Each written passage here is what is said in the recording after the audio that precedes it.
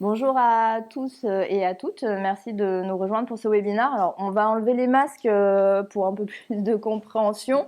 Par contre, voilà, on est bien à 1 mètre de distance. On a mesuré, donc voilà, on respecte les contraintes sanitaires. Merci du coup de vous joindre à nous ce soir. On est ensemble pour une petite demi-heure donc sur ce webinaire sur comment devenir propriétaire de sa résidence principale en 2020. On sera 3 intervenants avec vous ce soir. Donc tout d'abord, Bruno Rollo, bonsoir de Bonsoir vous joindre à Stéphane. nous. Vous êtes président de l'APIC, l'Association professionnelle des intermédiaires en crédit. Exactement. Et opérateur du marché. Merci. Et Olivier Potier, bonsoir. Vous êtes Bonsoir. du coup directeur de Nexity Solutions Crédit, l'entité de courtage de De Nexity. Nexity, tout à fait. Et moi-même, je me présente, Stéphane Larsonnier, donc je suis chez Nexity au sein de la direction marketing de l'immobilier résidentiel. Pour ce webinaire ce soir, donc on va le voir ensemble, un sommaire avec 4 parties qu'on va aborder. Donc tout d'abord, on fera un état du marché actuel de l'immobilier dans ce contexte un petit peu particulier qu'on a connu depuis le début de l'année avec la crise sanitaire, le Covid. Donc on verra un petit peu où en est le marché de l'immobilier à l'heure actuelle. On verra du coup aussi quelles sont les conséquences de ce contexte atypique sur les futurs acquéreurs de biens immobiliers et plus particulièrement sur les nouveaux acquéreurs, ce qu'on appelle les primo-accédants, qui est peut-être du coup votre cas qui nous regardez, qui est avec nous ce soir. On verra du coup quelles sont les solutions que Nexity propose pour les futurs acquéreurs, pour nos clients, pour vous accompagner dans votre achat immobilier. Et une solution en particulier qu'on a lancée depuis le 14 septembre, qui est la première cagnotte immobilière en ligne, pour vous aider à constituer votre rapport. Donc on verra tout ça en détail. Et effectivement, on parlera donc plus précisément de cette solution, comment elle fonctionne, comment vous pouvez du coup créer votre cagnotte. On aura également une partie questions-réponses. On espère avoir le temps de répondre à un maximum de questions. N'hésitez pas du coup à poser vos questions pendant tout le webinaire sur le chat et on y répondra après. Du coup, on va commencer. Donc, Bruno, effectivement, est-ce que vous pouvez nous parler de ce contexte qu'on connaît, qu'on traverse à l'heure actuelle sur le marché de l'immobilier suite à ce qui s'est passé en début d'année? Eh ben Stéphane, moi je vais me limiter à la partie crédit immobilier qui accompagne, mais qui est importante puisque aujourd'hui 82% des acquisitions de résidence principale, entre 82 et 85, se fait à travers un crédit. Donc c'est important d'avoir une notion du crédit. Alors 2020, forcément période inédite, on va pas revenir sur les sujets et l'impact de la crise sanitaire. Ce qui est intéressant, c'est de voir un petit peu quel est le prolongement que 2019 a donné sur 2020 et qu'est-ce qui est venu perturber un petit peu cette année 2020 dont vous faisiez état et qui effectivement interpelle un certain nombre de personnes. Rappelons que 2019, record de transactions dans l'ancien, sur le neuf c'était un peu plus compliqué mais ça reste quand même globalement une bonne année. Très très bonne année en termes de crédit immobilier aussi, un des records si on tient compte de la partie renégociation de crédit qui était plus importante en 2018, mais qui malgré tout n'a pas perturbé vraiment 2019 puisqu'on parle d'à peu près 230 milliards de production sur le crédit avec à peine 15% sur la partie renégociation. Donc une excellente année et surtout une envolée de l'appétence des banques sous la pression de taux excessivement bas en 2019, je suis toujours là-dessus, qui visait à acquérir des clients et donc à prêter assez facilement sur des durées même parfois très longues puisqu'on avait encore du 30 ou du 35 ans.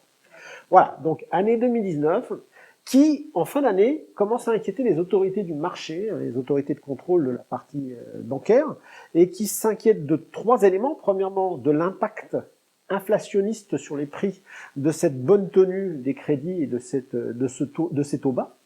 La deuxième chose, impact sur le système structurel bancaire, puisque les banques françaises qui ont les taux fixes, rappelons-le, avec 95 ou 97% des taux fixes dans leur bilan, sont les taux les plus bas de toute l'Europe. Donc, ils se disent qu'entre la partie des renégociations pendant 2-3 ans, plus les taux bas qui se poursuivent, etc., les banques vont avoir un bilan totalement alourdi de ces dettes et que si jamais on devait avoir sur le marché une remontée de taux, il y aurait des difficultés pour le système bancaire. Donc inquiétude également pour cette partie. Et puis inquiétude, et là c'est pour le coup, on peut pas leur en vouloir, c'est une vocation sociale, inquiétude sur la qualité de l'actif, c'est-à-dire que si jamais pour une raison ou une autre le marché devait un petit peu se calmer ou se retourner, les personnes qui ne pourraient plus payer serait confrontée à un système, à une situation, pardon, c'est qu'elle ne pourrait pas avoir la récupération de leur mise de départ et elle n'aurait pas encore assez amorti de capital. Donc, il y a une question de protection du ménage et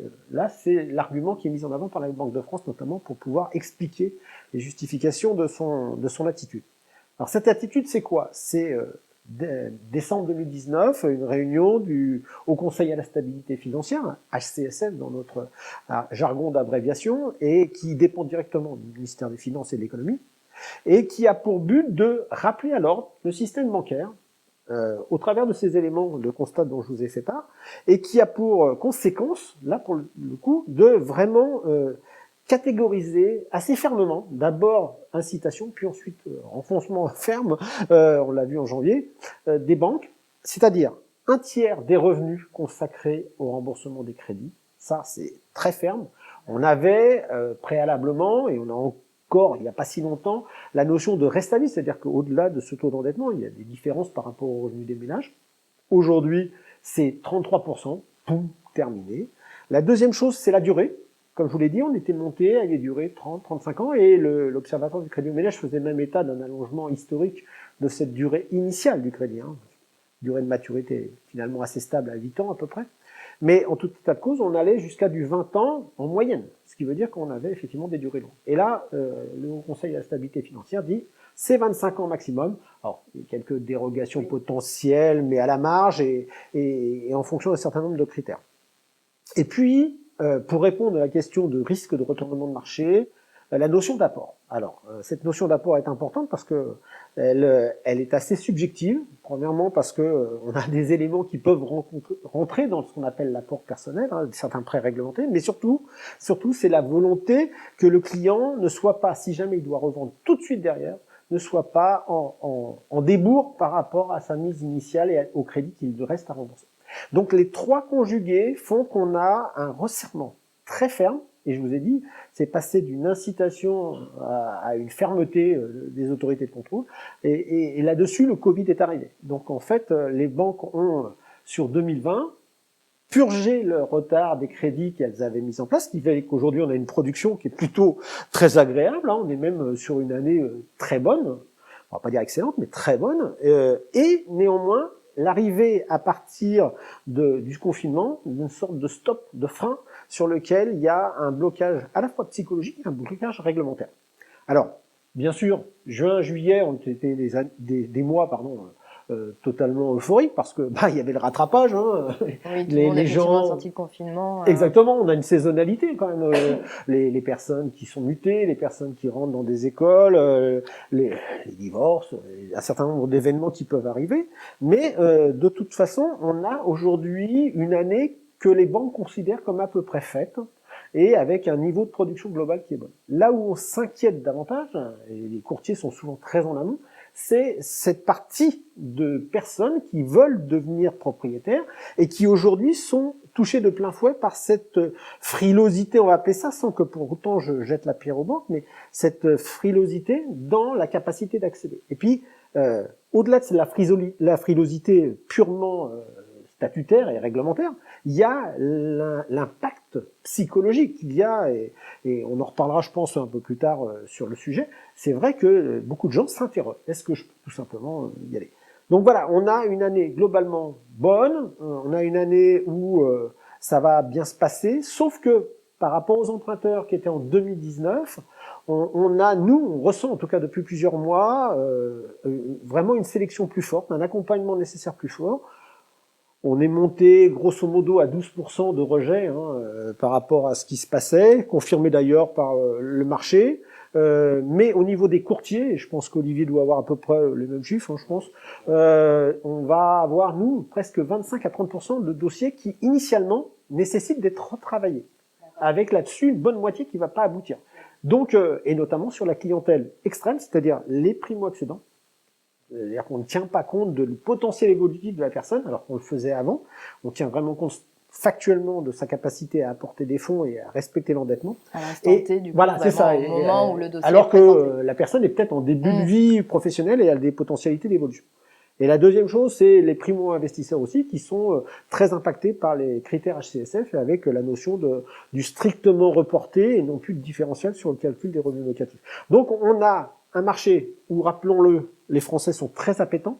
72% des Français considèrent encore que l'investissement dans le logement, dans la résidence principale, est fort, parce que ça ancre socialement. Il y a cet attachement à la pierre. C'est l'attachement viscéral à la pierre. Qui a toujours été très fort, effectivement. Exactement. C'est aussi une forme de sécurisation de son environnement et de son foyer. C'est une forme de préparation à la retraite. Et puis, quelque part, c'est aussi une sorte d'avènement social de pouvoir accéder à la propriété. Donc, il y a une appétence qui est forte. Il y a des banques qui reviennent parce qu'on a des dispositions qui ont été favorables pour elles pour relancer l'économie. Il y a plutôt une grande confiance, même si la période est assez anxiogène sur la crise sanitaire et peut-être la crise économique qui va vraiment s'ensuivre. Mais néanmoins, il y a tout un tas de clignotants qui sont ouverts et ça coince derrière parce qu'il y a un certain nombre de restrictions réglementaires, autoritaires, qui mettre le doute dans l'esprit plus que dans la réalité, le doute dans l'esprit des gens, est-ce que je peux y aller? Voilà. C'est plutôt favorable, il manque un tout petit quelque chose pour y aller. Un petit coup de pouce. Un petit coup de pouce. Du coup, ce qu'il faut retenir, c'est qu'effectivement, une des conditions qui se durcissent, alors ça s'est initié déjà fin 2009, et effectivement, 2019, pardon, excuse-moi, le Covid a aggravé ça. Après, ça a été un accélérateur. Ce n'est pas que la faute du Covid. Effectivement, si ces conditions sont apparues, elles étaient déjà elles étaient sous-jacentes. Mais voilà, ça a été vraiment un accélérateur. En fait, ça fait prendre conscience d'un certain nombre de choses et ça renforce les autorités de contrôle du marché dans la volonté de faire très attention pour l'ensemble des choses. Donc, une crispation aujourd'hui. D'accord. Et du coup, alors Olivier, quelles sont les conséquences sur les nouveaux acquéreurs, les primo-accédants, hein, comme l'a dit Bruno, de tout ce qu'on vient de se dire, les conditions de octroi plus compliquées Je vais refaire un peu une synthèse, mais je suis à 100% d'accord avec ce que vient de dire Bruno. Alors chez Nexity, on a la particularité d'être une plateforme de l'immobilier. Chez Solutions Crédit, on est le courtier intégré des clients de Nexity. Donc effectivement, quel est le retour d'expérience de tout ça? Qu'est-ce qu'on a vécu depuis 6 mois? Voire même 7, on va dire. On a toujours eu une audience. On a toujours eu des personnes qui souhaitaient être propriétaires, qui souhaitaient investir. On a toujours cette audience-là. Donc on a des personnes qui s'interrogent à se dire, tiens, je veux faire de l'immobilier, je veux de l'immobilier, je veux un toit, je veux habiter quelque part. Donc toutes ces questions, qui sont des questions, comme l'a dit Bruno, voilà, classiques. Hein. Chaque année, de nombreux couples veulent effectivement devenir propriétaires. Chaque année, des gens divorcent et veulent avoir un nouvel appartement. Enfin, tous ces sujets-là sont là. Oui, c'est tant un besoin qu'une envie. C'est un besoin primaire. Voilà, ce sujet-là est là. Et effectivement, de quoi on parle à chaque fois? On parle du sujet des banques, voilà. Alors attention, hein, c'est pas un procès d'intention. La banque a fait son métier, mais là aussi il y a énormément de volume de crédit actuellement, donc il y a des choses qui se positionnent. Et effectivement, on a notamment, et ce qu'on voit nous depuis maintenant plus de 7 mois, un segment du marché, donc plutôt les jeunes, plutôt les primo-accédants qui souhaitent se loger pour la première fois, qui ont du mal, voilà, qui sont un petit peu en décalage parce qu'on voit bien le marché du crédit se déporter plutôt vers des CSP un peu plus aisés, avec un peu plus d'avoir et d'apport personnel. Voilà, donc ça, c'est vraiment un constat. Et donc forcément, chez Solutions, on a vécu ça, donc beaucoup de rendez-vous téléphoniques, beaucoup de visios, beaucoup d'interviews, on va dire. Et on en retient quoi? On en retient 3 gros sujets. Le premier sujet, l'apport. Oui, aujourd'hui, il faut un apport, il faut constituer un apport, il faut réussir à organiser son financement autour d'un apport et donc de collecter un apport. Donc, on le verra tout à l'heure, hein, par le biais des parties prenantes, donc les amis, la famille, pourquoi pas un opérateur immobilier qui souhaite s'engager. Donc voilà, on a travaillé autour de ça. Le deuxième sujet, comment intervenir auprès des durées d'emprunt, parce que les durées d'emprunt sont maintenant limitées. Donc mathématiquement, si on veut toujours conserver le fameux 33% d'endettement, voilà, il faut travailler autour de ça. Et le dernier sujet, mais qui est le plus important, puisqu'on l'a entendu, le doute, la peur en fait, hein, le manque de confiance. Alors la peur du refus, hein, le refus de crédit. Des fois, on le voit bien aujourd'hui. Pour valider un dossier de financement chez Solutions, là où il y a 1 an, on le présentait 1 fois, 2 fois, maintenant il faut le présenter 4 fois, 5 fois, 6 fois, avec des fois des corrections, avec des demandes d'apport supplémentaires de la famille, enfin tous ces sujets-là, voilà. Donc ça, on le vit là. La peur du chômage, la peur de la revente aussi, puisque les personnes se disent à partir du moment où j'ai acheté un bien, ok, ça c'est la première étape. Mais qu'est-ce qui se passe dans 1 an? Qu'est-ce qui se passe dans 2 ans? Qu'est-ce qui se passe dans 3 ans? Et qu'est-ce qu'on peut faire pour moi? Comment on me donne quelque chose qui sécurise tout ça? Voilà. Donc, partant de ce constat, on s'est dit, oui, nous, Nexity, on veut proposer quelque chose. Plus qu'une offre commerciale, plus qu'un service, on veut une preuve de notre rôle et de notre engagement. Voilà. Donc le premier lieu, la première pierre emblématique de notre campagne, c'est effectivement la cagnotte immobilière. Voilà. Effectivement, donc solution qui a été lancée par Nexity le 14 septembre Oui. maintenant, qui donc sera proposée jusqu'au 8 novembre. Donc c'est vraiment l'idée, c'était partir de ce postulat, comment on peut aider et accompagner les personnes qui veulent devenir acquéreurs, du coup, dans ce contexte un peu atypique, comme on l'a vu, comment rassurer et à la fois les acquéreurs, et à la fois les banques aussi, finalement. Exactement, il faut réconcilier tout le monde, donc le client, le prospect, la banque, la famille, puisqu'on s'est aperçu dans les éléments de langage, des verbatims qu'on avait des prospects ou des clients. Alors, le premier grand message, et je vais lire le manifeste, puisque au-delà de la cagnotte, il y a un manifeste, on veut vraiment se positionner.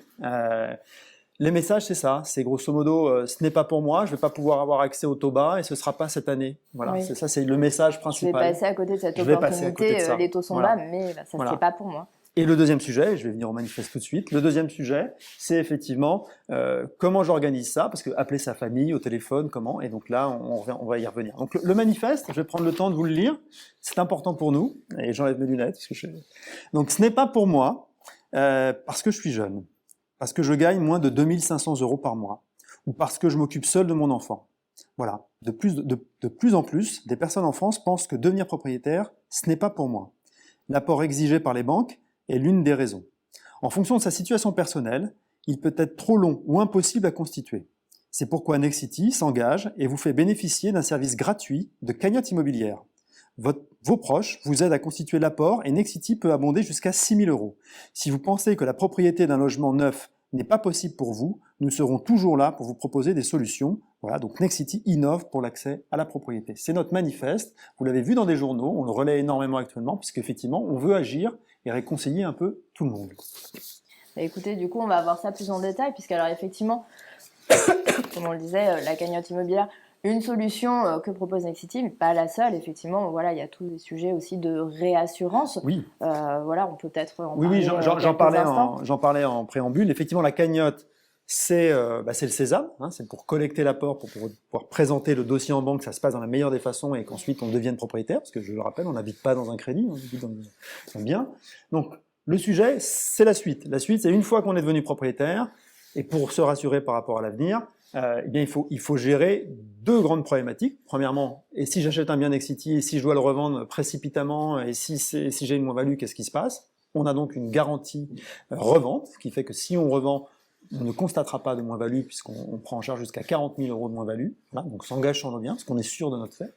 Et ensuite, la garantie des revenus. Là aussi, les personnes se disent, voilà, moi, si je fais un crédit aujourd'hui, tout va bien, mais la situation économique n'est pas rose, donc qu'est-ce qui se passe si j'ai effectivement, je suis au chômage? Alors cette garantie revenu, effectivement, versera 500 €, si je me souviens bien, sur la partie emprunteur.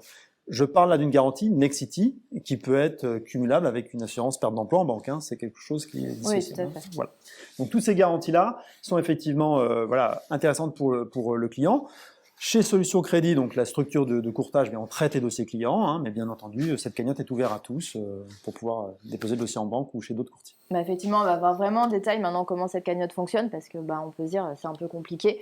Non, pas du tout. Effectivement, c'est une solution très simple, innovante. C'est vraiment la première cagnotte de ce type immobilière sur le marché. C'est complètement sécurisé et c'est complètement gratuit.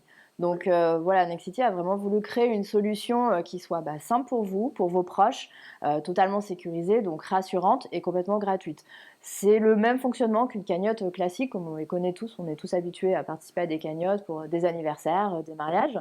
Donc l'idée, c'est que vous créez votre cagnotte immobilière, vous avez repéré un bien ou pas, mais peut-être que vous avez vraiment cette envie, de devenir propriétaire. Hein. Vous dites, comme on dit, c'est le moment, les taux sont bas. Donc vous allez créer votre cagnotte immobilière directement sur le site Nexity ou via le lien que votre conseiller vous aura communiqué. Vous allez partager cette cagnotte avec vos proches via les réseaux sociaux, comme une cagnotte habituelle, par email, par SMS, par WhatsApp. Voilà, le but c'est que vraiment la partager au plus grand nombre, en tout cas aux personnes qui sont le plus susceptibles de vous aider. Vous avez 60 jours, du coup, pendant lesquels vos proches vont pouvoir donner sur cette cagnotte. Donc, votre cagnotte va grossir. Et au bout de 60 jours, Nexity, dans le cas d'une offre qui dure également jusqu'au 8 novembre, Nexity vous fera un versement complémentaire allant jusqu'à 6 000 €. Donc, effectivement, vous pouvez aller jusqu'à doubler, voire même plus, en fonction du montant de votre cagnotte. Vous pouvez aller faire x2, x3 sur le montant de votre cagnotte et du coup, ça vous aidera à constituer votre apport. Donc, on va voir le détail vraiment concrètement, mais comme on l'a dit, c'est très simple. Vous allez sur le site nexity.fr, sur le site de la cagnotte, vous rentrez vos coordonnées, vous téléchargez les pièces justificatives qui vous sont demandées, donc vraiment en quelques clics sur votre PC ou votre mobile. La cagnotte est validée sous 48 heures. Vous recevez un petit email vous confirmant donc, du coup, que la cagnotte est validée. Vous pouvez partager le lien directement donc, sur les réseaux sociaux, par SMS, WhatsApp ou autre. Vos proches du coup vont faire des versements sur votre cagnotte directement par carte bleue. Sur le site de la cagnotte, comme sur une cagnotte classique, vous pouvez à tout moment voir où vous en êtes, combien de jours il vous reste, combien vous avez réussi à collecter, qui a donné. Donc voilà, c'est vraiment très simple à suivre, très facile et très ludique en plus pour les personnes qui donnent, c'est vraiment rien de compliqué. Voilà, on sait que peut-être les parents sont moins habitués à ce genre de site, mais en tout cas, vraiment quelque chose de très facile et très simple à utiliser. Et donc, au bout de 60 jours, Nexity vous fera un versement complémentaire dans le cadre de cette offre du coup. Donc, vous allez vous retrouver avec à la fois votre cagnotte et ce versement qui constituera votre apport. Donc, comme on l'a dit, vraiment pour le coup, un coup de pouce pour votre apport personnel et pour constituer votre dossier de crédit. Donc, des exemples très simples voilà, pour que vous ayez vraiment une idée de ce que ça peut représenter. À partir du moment où votre cagnotte atteint le montant de 1 000 €, donc Nexity voilà, vous versera dans le cadre de cette offre un versement complémentaire qui atteindra différents montants. Donc c'est valable et sur les appartements et les maisons neuves. Donc vous avez le détail, mais par exemple quelqu'un qui du coup veut acheter un T2, il a 1 000 € sur sa cagnotte, il a réussi à collecter 1 000 €. Nexity lui versera du coup en plus un montant de 3 000 €. Donc, de 1 000 € versés sur sa cagnotte, il arrivera à se constituer un apport de 4 000 €. Donc là, pour le coup, voilà, il fait plus que x2, il fait x3. Oui, et puis dans le neuf, on le rappellera, hein, les frais de notaire sont plus bas que dans l'ancien, donc effectivement, on va très rapidement couvrir le besoin, c'est-à-dire frais de notaire, frais de garantie pour que le dossier de financement passe. Hein. Tout à fait. On voit du coup juste après avec un exemple très concret. Donc voilà, Sophie et Noah qui sont des clients, voilà, comme on voit souvent chez Nexity. Jeune couple, ils s'installent, ils ont un enfant, ils veulent acheter un T3. Ils ont un apport limité de 1 500 €. Ils vont créer leur cagnotte immobilière en même temps qu'ils vont repérer du coup des appartements qui les intéressent. Ils créent leur cagnotte donc avec un conseiller Nexity ou directement sur Internet. Ils vont partager le lien de leur cagnotte à leurs proches. Donc leurs proches vont faire des versements du coup dans le cadre de cette cagnotte. Au bout de 60 jours, ils vont réussir à collecter presque 3 580 €, donc on va arrondir à 3 600 €. Comme ils achètent un T3, Nexity va en plus leur verser du coup dans le cadre de l'offre 4 500 €. Donc au final, ils vont réussir à se constituer, en partant de 1 500 €, ils vont réussir à se constituer un apport de quasiment 10 000 €.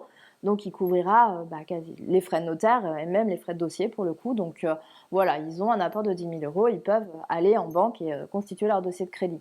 Donc, c'est vraiment un coup de pouce pour toutes ces personnes, comme on disait, voilà, à qui il manque justement ce petit coup de pouce pour réussir à monter un dossier. Je souris parce qu'effectivement, on avait fait des phases de POC et de tests. Et effectivement, ils ne s'appellent pas Sophie et Noah, mais ce cas existe. Et effectivement, c'était des prospects qui, il y a 4-5 mois, ne pouvaient pas aller jusqu'à l'achat du logement.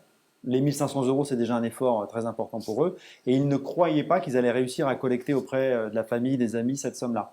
Au final, le projet est abouti et c'est ça l'essentiel en fait. Effectivement, c'est voilà, comme on dit, c'est comme disait Olivier à juste titre, c'est vraiment des exemples qu'on voit très souvent. On sait que voilà, Sophie et Noah, ça peut être vous, et c'est pour ça que Nexity vraiment a voulu créer cette offre pour, dans ce contexte particulier, être capable de vous aider, de vous accompagner dans votre projet d'achat. Et du coup, on voit vraiment là pour le coup le détail, comment ça se passe une fois que la cagnotte est créée, un petit peu voilà le parcours d'achat, si on peut l'appeler comme ça, pour une personne.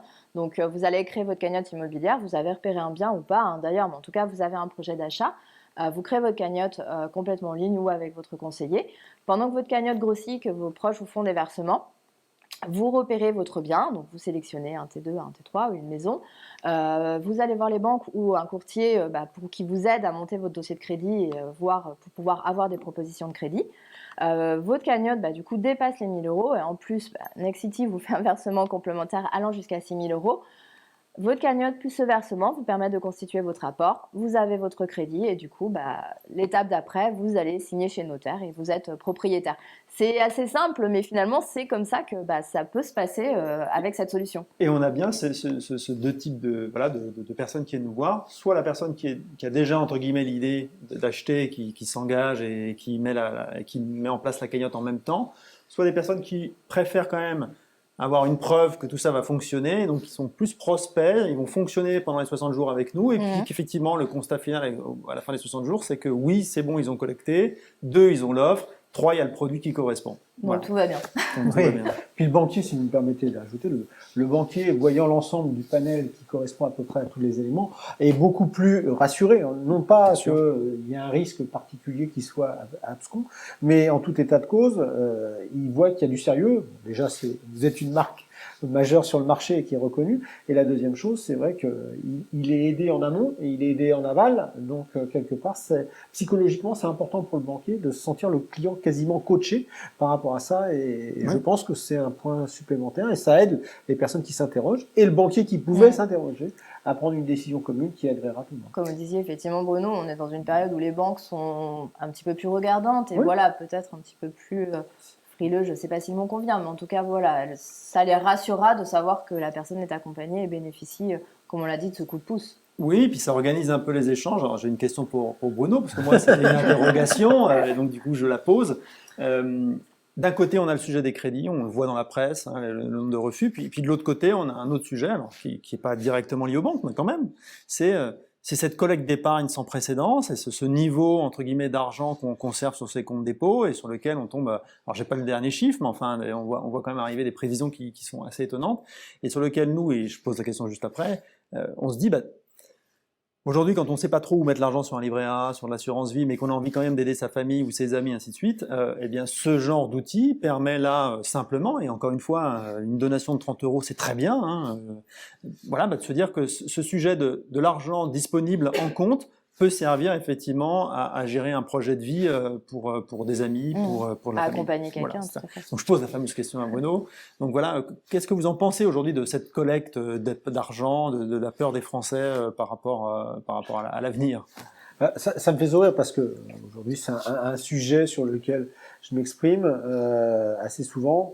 Aujourd'hui, on entend de la part notamment du gouverneur de la Banque de France un volume de collecte sur l'épargne dite disponible, c'est celle qui est disponible à tout moment par les Français, et le livret A est l'illustration, le symbole de cette épargne liquide, ouais, exactement, qui est plutôt une épargne de précaution normalement. C'est-à-dire qu'il y avait quand même une inquiétude, c'est ça. Et on entend en ce moment du 100 milliards. Alors, ok, je veux bien déjà. Il faut savoir que les 100 milliards, c'est la projection de ce qui s'est passé jusqu'à la fin de l'année, si ça continue dans un même rythme. Bon, déjà. Aujourd'hui, on est plutôt entre 78 et 82 milliards parce qu'il y a des fluctuations sur les retraits qui se passent. Néanmoins, ça n'empêche pas qu'effectivement, il y a une collecte forte. On est entre 16 et 20 milliards supplémentaires depuis la période du confinement. Donc, ça veut dire que les personnes ont vraiment eu un peu peur et surtout, on a bien soutenu le pouvoir d'achat des Français. Donc, il y a une réalité. Néanmoins, cette réalité, si on veut parler de fléchage, c'est-à-dire d'orientation, en termes, dans notre jargon, de l'épargne vers un produit dirigé. Donc cela, en l'occurrence, radicalement, c'est l'envie de remettre sur le marché de la consommation des ménages cet argent qui est dit dormant, mais qui est, je répète, une fois de plus, précautionneux. Donc on a quand même face à nous des gens qui ont un petit peu peur de ce qui peut se passer. C'est pas votre clientèle, c'est pas le primo-accédant, c'est pas le jeune ménage à revenu modeste, parce que aujourd'hui, la statistique de la Banque de France, c'était entre 1300 et 1500 € de moyenne sur les dépôts des contrats, des livrets d'épargne. C'est simplement que les personnes qui étaient un peu plus aisées, elles ont effectivement emmené leur livret, les dépôts au maximum de ce qu'ils pouvaient faire. Mais le sujet sur la partie qui revient à votre cible de clientèle qui est visée dans votre produit, si je le comprends bien, c'est effectivement ces primo-accédants, ces jeunes ménages, ces ménages modestes qui ont tout intérêt à privilégier l'apport, et donc un apport externe, mais amical, plutôt que de dire que je vais aller pomper sur mon livret d'épargne, parce qu'aujourd'hui, j'ai pas ces 9 ou 10 000 € qui sont une exception, entre guillemets, par rapport à la moyenne de ce qu'on comporte sur le marché. C'était un peu l'idée de se dire effectivement comment cet argent dans l'épargne disponible pourrait être réinjecté dans l'économie réelle. Et puis, effectivement, pour nos primo-accédants, peut-être qu'ils ont des parents avec un petit peu d'argent de côté, peut-être des oncles, des tantes. Voilà, donc c'était de s'organiser tout ça pour savoir comment aboutir au projet. Et puis je parlais des questions, et si vous me permettez cette dernière parenthèse, on a encore quelques... c'est que il y a un élément très important dans ce qui a été dit, c'est que on a évoqué le noté rassurant et d'aider les uns les autres à pouvoir aller là-dessus. C'est aussi la possibilité de réduire la durée. Hein. À prix égal, ça permet de réduire le montant de l'emprunt, donc éventuellement de jouer sur cette durée, puisqu'on n'a pas le choix. Mais quelque part, c'est aussi un élément fort sur l'analyse du risque du banquier. Parce que une personne, Olivier tout à l'heure le disait fort justement, on constate aussi, c'est que quand un client vient, je vous ai dit, il revient souvent 3-4 fois, on est obligé de corriger un dossier sur 3, qui pèse plus, selon les anciens critères. Donc, alors que quand la personne et le banquier lui dit, mais apportez-moi 5 000, 6 000 euros de plus, on peut toujours s'interroger sur le fait que ça soit pas un prêt familial. Donc, même si facialement il n'y a pas le remboursement qui est affiché, il peut s'avérer que dans la capacité, dans la consommation quotidienne, ça fasse partie d'un plan de remboursement et donc ça vienne obérer l'épargne résiduelle. Effectivement. Exactement. Et du coup, en faisant ça, vous avez clarifié ce sujet, le banquier sait exactement d'où proviennent les fonds, il sait que ça ne sera pas à restituer et donc, quelque part, ça sécurise tout le monde psychologiquement. Donc, c'est une idée originale. Écoutez, je vous remercie. On arrive à la fin du webinaire. Du coup, alors, vous nous avez posé pas mal de questions. On est désolé, on n'aura pas le temps de répondre à toutes les questions. On va en prendre quelques-unes. Alors, tout d'abord, qu'est-ce qui se passe si ma cagnotte n'atteint pas les 1 000 euros, Olivier? Alors clairement, là, on a voulu quelque chose de très transparent. Si effectivement la cagnotte n'atteint pas 1 000 euros et que le règlement ne va pas jusqu'au bout pour aller chercher l'abondement et l'ensemble des collectes, l'ensemble des sommes sont reversées sur les cartes des donateurs sans frais. Et donc du coup, effectivement, le projet s'arrête, mais il n'y a pas de problématique par rapport à ça. D'accord, les gens sont récupérés. Oui, totalement remboursés sur leur carte. Voilà. Et gratuitement. Et gratuitement, sans frais, je répète à nouveau. Oui, je répète à nouveau. Non, mais c'est important, mais voilà, vraiment zéro frais sur la gestion de la cagnotte, sur les remboursements, sur quand on récupère les fonds. Exactement. Merci beaucoup. Une question de Thomas. Alors, est-ce que la cagnotte marche sur tous les appartements? Je suppose que Thomas sous-entend par l'appartement ancien. Alors non, effectivement, c'est vraiment sur les biens neufs, appartements et maisons, mais voilà, neufs. Une autre question, alors peut-être ça rebondit un petit peu sur ce que vous disiez par rapport à la manière d'aborder les banques, monter les dossiers. Est-ce que si on apporte du coup grâce à la cagnotte, on peut négocier plus facilement le taux? Alors, vous m'auriez posé la question il y a 1 an, je vous aurais dit sans doute. Aujourd'hui, c'est plus compliqué. Je vous ai évoqué la crispation de ce marché, et c'est vrai que cette notion d'apport qui est beaucoup réclamée est aujourd'hui, avec cette réponse-là, plutôt une réponse à cette objection bancaire. Donc, je vous dirais qu'aujourd'hui, c'est plutôt un sésame pour aller plus loin et peut-être de sécuriser l'accord bancaire dans le crédit que vraiment de la négociation. Alors, si peut-être, au passage, on peut effectivement négocier 0,10 ou 0,15 parce que les taux sont malgré tout très bas, c'est ça. Mais je pense que la priorité des personnes qui s'interrogent sur je pense que je peux pas, c'est avant tout, je pense ou j'espère à être sûr d'avoir le crédit. Donc, c'est plutôt cette situation sécurisante qui est, à mon avis, mise en avant plus qu'une négociation qui est peut-être secondaire. En phase avec Bruno, effectivement, le premier sujet de la plupart de nos clients, c'était la phrase qu'on entendait, c'est les taux sont très bas aujourd'hui, mais je ne vais pas en profiter. Oui, donc, c'est le premier sujet. On passe à côté de cette opportunité, finalement, c'est un peu ça qui est frustrant. C'est frustrant. Donc, le premier sujet, c'était de gérer le sujet de l'apport. Une fois que l'apport a été géré, les banques disent oui. Quand elles disent oui, les taux sont, dans la plupart des banques, très attractifs aujourd'hui, donc il n'y a pas de sujet particulier. Alors, une dernière question rapidement, parce qu'on a un petit peu débordé, de Maxime. Alors effectivement, oui, une bonne question que je pense beaucoup de gens doivent se poser. Comment la banque va savoir que du coup, j'ai cet apport, que j'ai fait ma cagnotte et que Nexity va me verser un versement complémentaire? Comment je le dis à ma banque? Là, très simple. Alors déjà, la cagnotte en elle-même, c'est un compte, c'est un compte séquestre, donc effectivement l'ensemble des dons sur la cagnotte, il y a effectivement un état qui permet de dire à la banque c'est bien et les donateurs sont là, enfin tout est clair. Ouais. Le sujet de Nexity sur le versement, On fait, nous, des attestations comme quoi on verse bien cette somme-là qui va arriver sur la cagnotte ou chez le notaire, enfin, on s'arrange avec les banques. Donc, du coup, il n'y a pas de sujet particulier pour la banque à partir du moment où on donne les preuves matérielles que tout est là et sera là, notamment le jour J chez le notaire. Voilà. Donc, Et c'est vraiment ça, on le Nexity fait. qui fournit les preuves. Et vous, en fait, tout ce que vous avez à faire, c'est aller voir votre banquier ou votre courtier et puis dire non, c'est bon, effectivement, j'ai cet apport-là. Oui, on a constaté ce qui marchait pas, on a constaté ce qui marchait, on a décidé de faire ce qui marchait. Bon, voilà, comme on l'a dit, vraiment une solution simple en tout cas. Alors, je suis désolée, on n'a plus le temps pour les questions. En tout cas, n'hésitez pas à poser vos questions auprès de nos conseillers.